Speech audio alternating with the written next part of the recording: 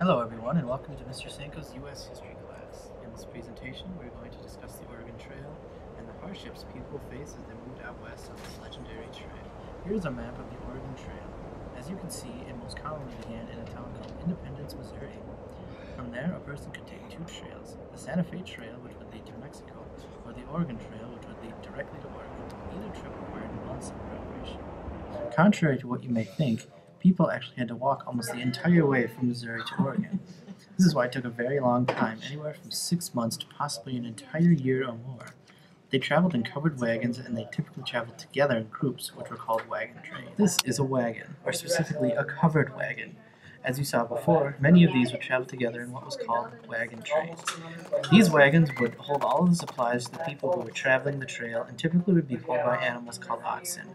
People would not ride in these wagons, only the supplies would be able to catch a ride. Things did not always go well for those who attempted to make the journey west. With no access to medicine or medical help, if a family member or a wagon train member got sick and it got bad, it was almost always fatal. Occasionally people would pull through, but it was not uncommon for entire families to die and their belongings be left where they died. If you died without GPS or even good maps available at the time, it was difficult to navigate. That is why people would use landmarks, such as Chimney Rock, as natural signs that they were going in either the right or wrong direction. Getting lost was common, especially if a family tried to travel at night or during storms. The most important aspect of the travel that every pioneer had to definitely keep an eye out for was the weather. The weather could completely destroy an entire wagon train.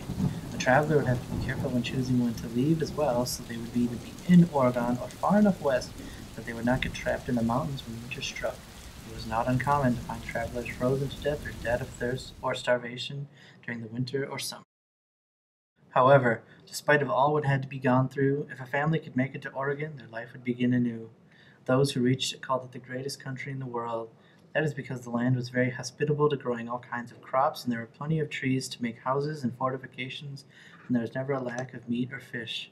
Those who traveled the trail and lived to tell the tale will live forever in the annals of American history.